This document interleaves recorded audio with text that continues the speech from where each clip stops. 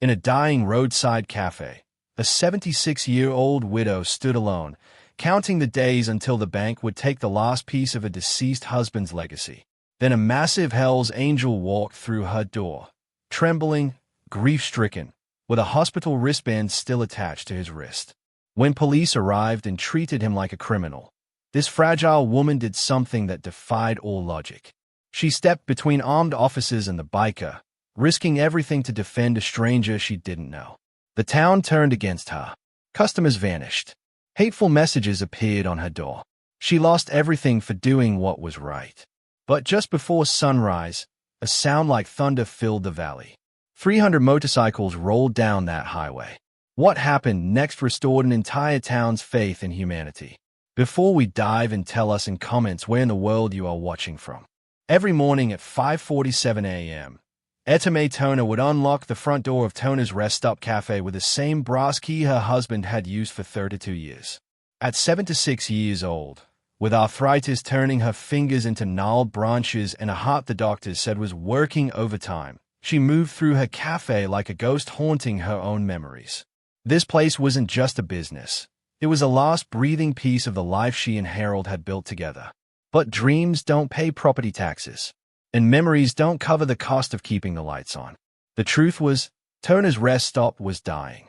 The new interstate bypass had redirected most of the truck traffic 3 years ago, and with it went her livelihood. What used to be 20 customers a day had dwindled to 3, sometimes none. The bank had started sending certified letters, the kind you can't ignore.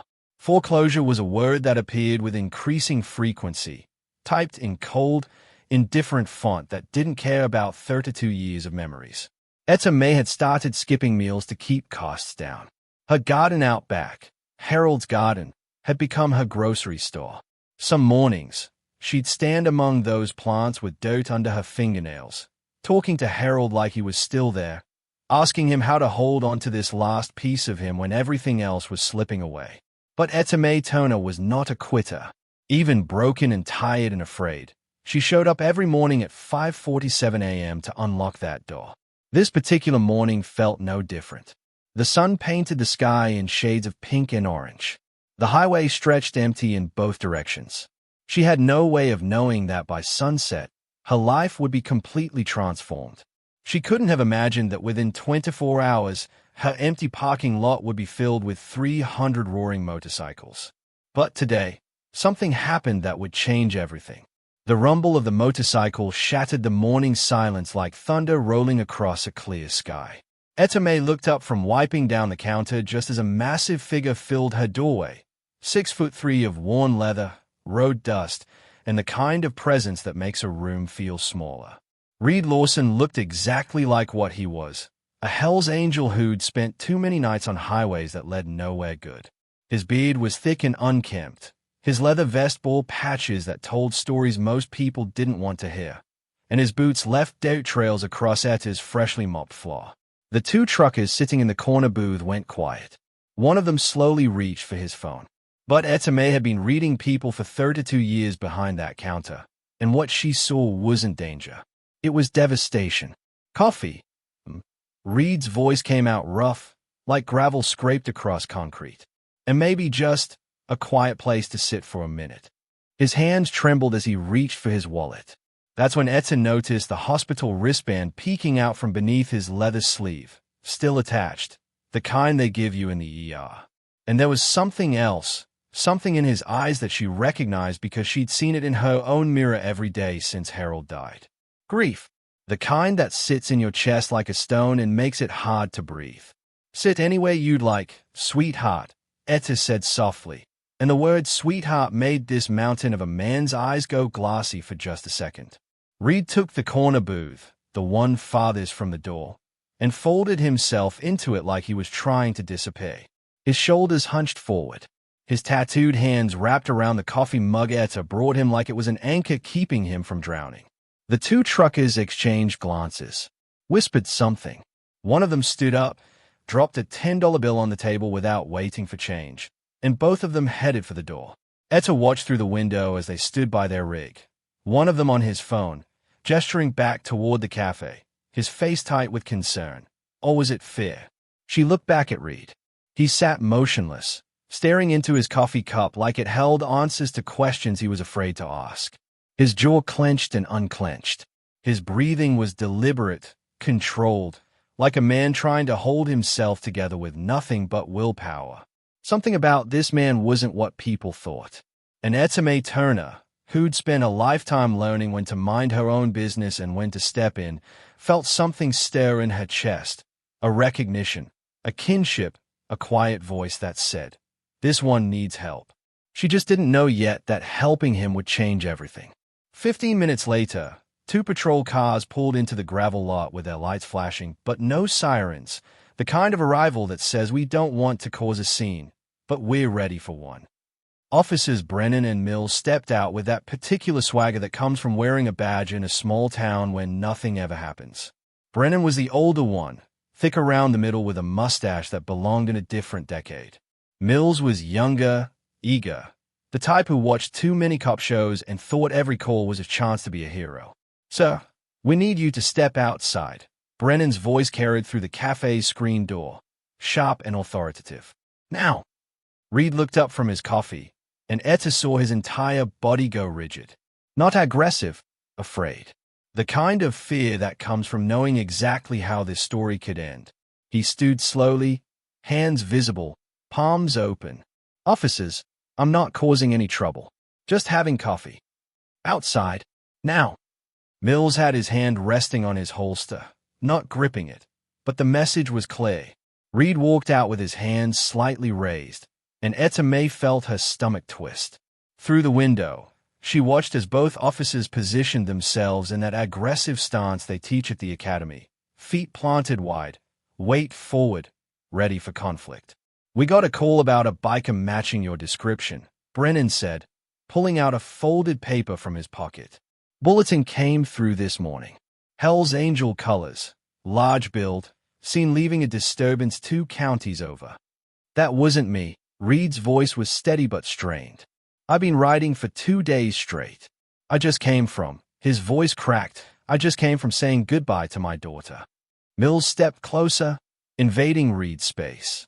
"You got ID? Registration? Where's the bike from?" "In my wallet. Back pocket." "Can I?" "Keep your hands where we can see them." Mills barked, and Etta watched through the window as Reed's shoulders began to shake. Not from anger, from the effort of holding everything inside.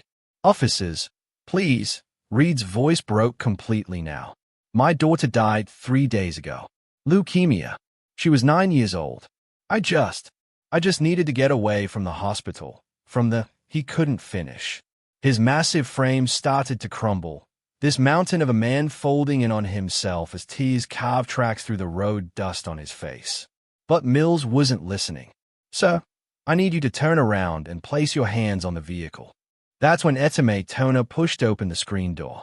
Her arthritic knees screamed as she descended the 3 concrete steps. Her heart hammered against her ribs, that dangerous rhythm the doctors had warned her about. But none of that mattered because she'd seen this before. She'd watched Harold get treated like a criminal once, just because he'd been in the wrong place with the wrong look on a bad day, and she'd stood by silently, too afraid to speak up. She'd regretted that silence for 20 years. Not today.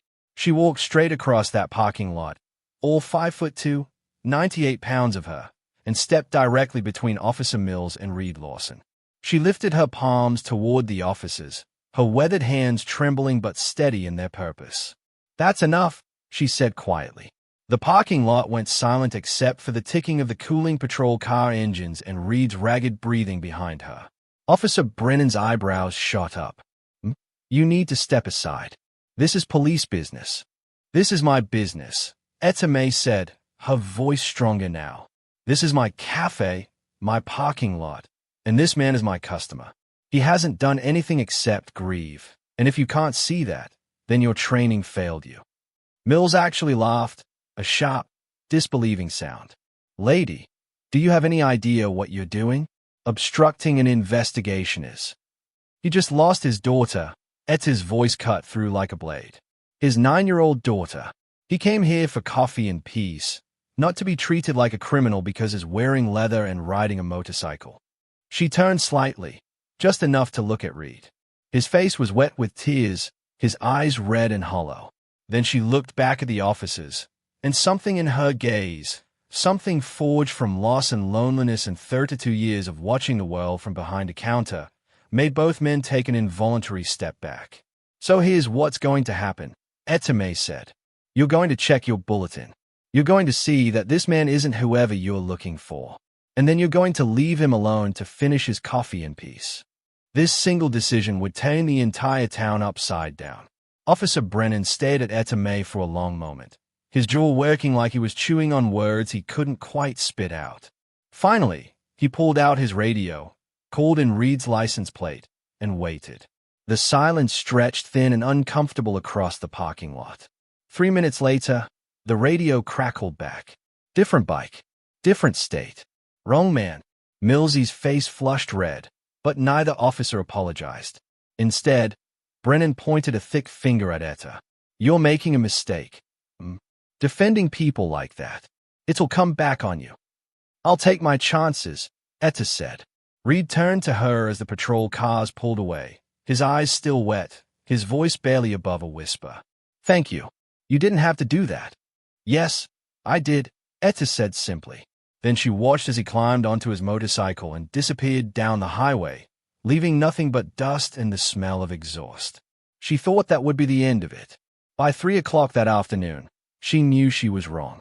Mrs. Patterson, who came by every Tuesday for peach pie and gossip, called to cancel her usual order.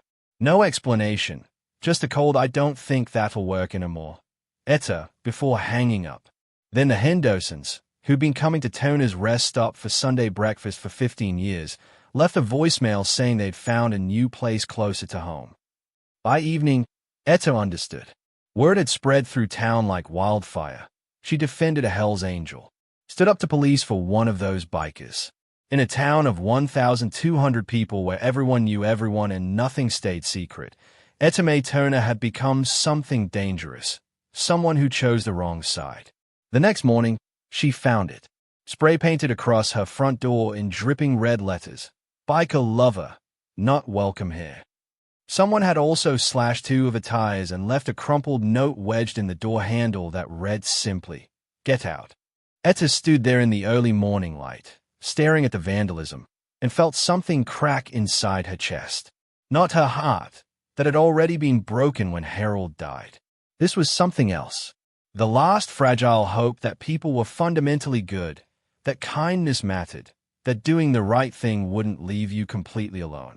She was wrong, and now she'd lost the cafe anyway, not to the bank, but to hate. That night, unable to sleep, unable to sit in the silence of her empty cafe, Etta drove to the county hospital. She didn't know why exactly.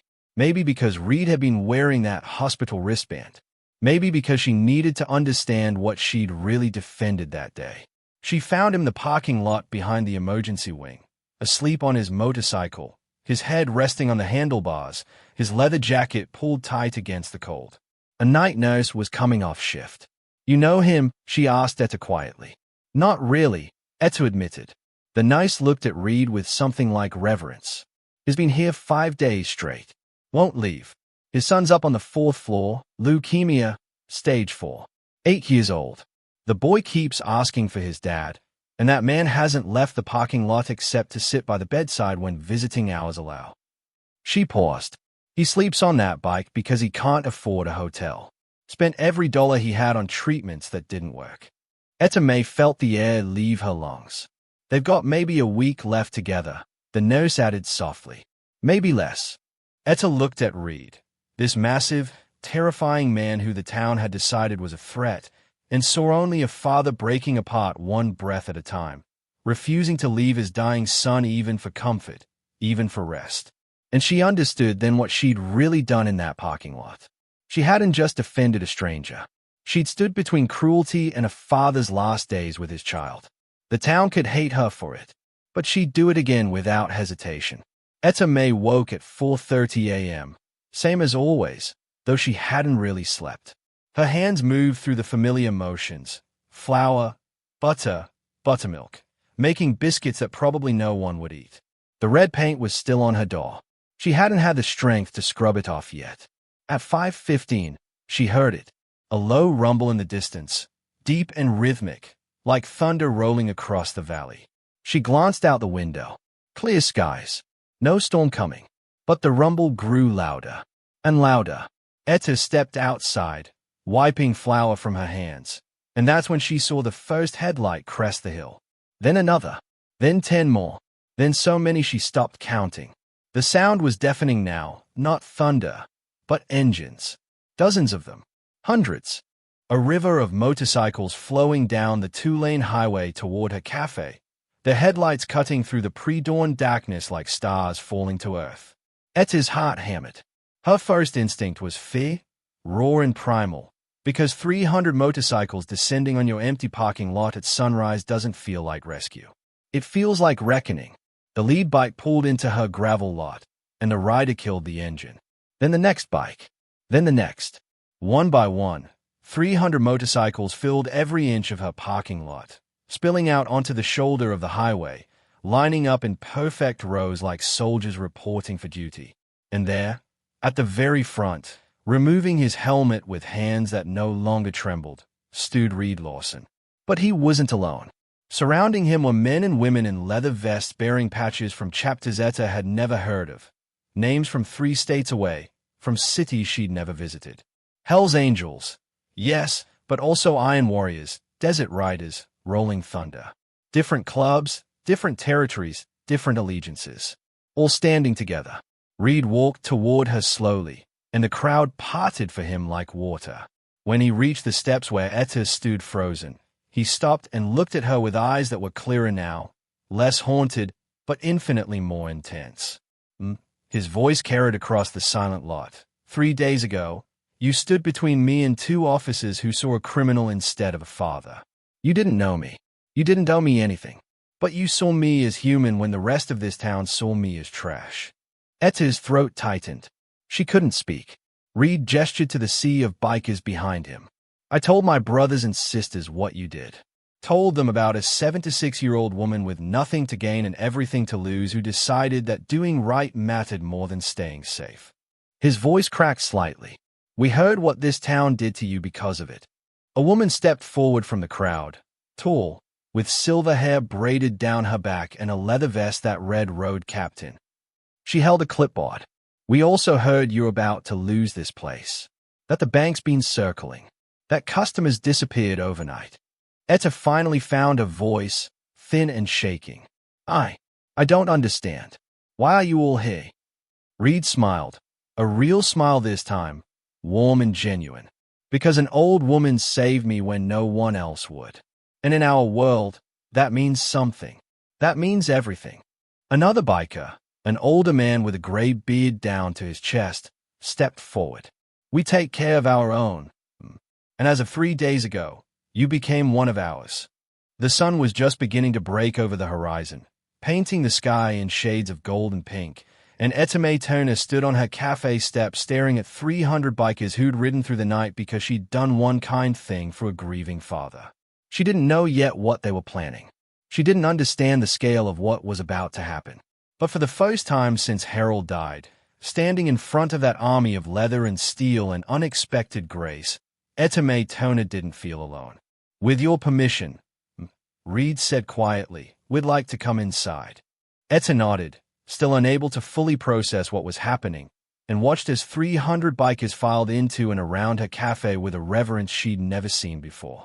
They moved carefully, respectfully, like they were entering a church instead of a rundown roadside diner. Within minutes, the transformation began. A group of men attacked the spray-painted door with chemicals and scrubbing brushes, working in rotation until every trace of red hatred disappeared. Women swept the parking lot, cleared the weeds that had grown through the gravel, and replanted flowers in the beds Etta had let die from exhaustion. Someone produced tools from a stool bag and began repairing the broken cafe sign that had been hanging crooked for 8 months, the one Etta couldn't afford to fix. Inside, bikers filled every booth and counter seat. They ordered coffee, pancakes, biscuits, eggs, everything on the menu. Etta moved through the kitchen in a daze, her hands shaking as she cooked, and every time she brought out a plate, someone would quietly slip a 20 or 50 under it with a nod that said keep the change. A chapter president from Nevada, a woman named Carmen with kind eyes and ink covering both arms, approached Etta at the register. "We took up a collection on the ride here," she said, placing an envelope on the counter. "That's $11,000. It's not a loan. It's not charity. It's payment for what you did, for seeing one of ours as human." Etta's eyes filled with tears. "I can't accept this. I didn't do anything except—" "You risked everything," Carmen interrupted gently. "Your business, your safety, your standing in this community. You stood between armed officers and a grieving father you didn't know because it was right. If that's not worth honoring, nothing is." Another biker, a mechanic from Texas, added, "We also called the bank. Told them Turner's rest stop is under our protection now. Anyone who tries to foreclose will have to answer to 37 motorcycle clubs across 4 states." He grinned. Suddenly they are very interested in working out a payment plan. Outside, Etta could see townspeople gathering, drawn by the noise, the spectacle, the impossible sight of 300 motorcycles surrounding the cafe they'd abandoned. Mrs. Patterson stood at the edge of the lot, her hand over her mouth. The Hendersons were there too, shifting uncomfortably, whispering to each other. Then, slowly, some of them started walking toward the door. Mrs. Patterson entered first, her eyes red, her voice small. "Etta, I'm so sorry. I shouldn't have." She couldn't finish, but Etta saw it in her face, shame, regret, the painful realization that she'd been wrong about everything. "It's all right," Etta said quietly, though it wasn't, not really. But forgiveness, she'd learned from Harold, was more about freeing yourself than excusing others.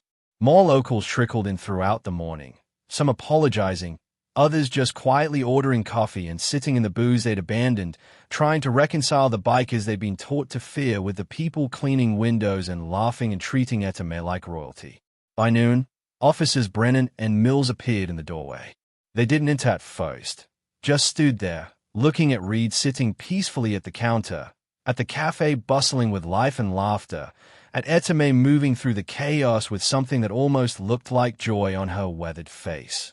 Reed noticed them, caught Brennan's eye, and nodded once, not forgiveness exactly, but acknowledgement, a silent understanding that people make mistakes, and what matters is what comes after. The officers nodded back.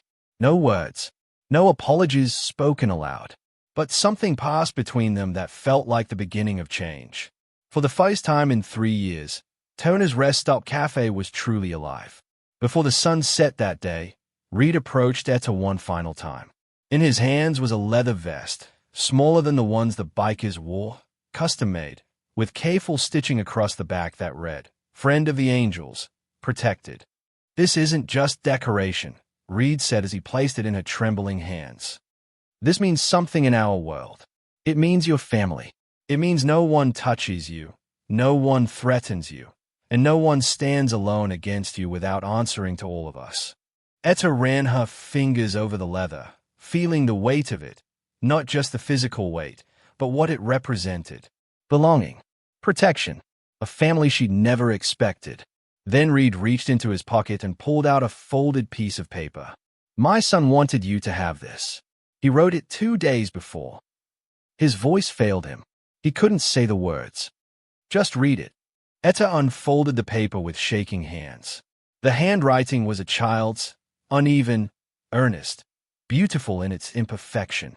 "Dear lady who helped my dad. My dad told me what you did. He said you were brave when nobody else was. He said you saw him as a person when everyone else saw a monster. Because of you, he came back to the hospital smiling for the first time in weeks. You gave him hope when he had none left. I'm not scared anymore. Dad says people like you prove the world is still good. Thank you for your courage. Love, Danny." The paper shook in Etta's hands as tears carved hot trails down her face. She pressed the note to her chest, unable to speak, unable to breathe through the weight of it. This beautiful, dying child thanking her for simply being human. That evening, after the last motorcycle had rumbled away and the cafe finally fell silent, Etta Mae hung the leather vest on the hook beside Harold's old denim jacket, the one she'd kept there for 3 years because she couldn't bear to put it away. 2 garments, side by side. One from a husband who taught her the meaning of love. One from strangers who taught her the meaning of honor. She stood there in the doorway, looking at them both, and realized something profound. Harold would have been proud. Not because she'd stood up to police officers or because she'd gained 300 unlikely protectors, but because when the moment came, when the world demanded she choose between safety and righteousness, she'd chosen right. One act of courage had shaken an entire town awake. It had reminded people that the fiercest protectors sometimes wear leather and ride motorcycles. That prejudice blinds us to the humanity in others. That kindness, even when it costs you everything, is never wasted. And sometimes, the smallest woman carries the biggest backbone. Etta Mae Turner learned that morning what Harold had always known. You don't measure a life by its length or its comfort. You measure it by the moments when you stood up, spoke out, and refused to let fear decide who you'd become. Her cafe would thrive for years after that day. The bikers kept their promise, visiting regularly, sending customers her way, making sure she never faced a threat alone. The town, shamed and humbled, slowly learned to see with clearer eyes. But more than any of that, Etta Mae Turner, 76 years old, arthritic, exhausted, and once utterly alone, discovered that family isn't always blood. Sometimes it's forged in parking lots at sunrise by people who understand that loyalty, protection, and love aren't defined by how you look or where you come from. They're defined by what you do when no one's watching and everything's on the line. And Etta Mae, she'd proven exactly who she was.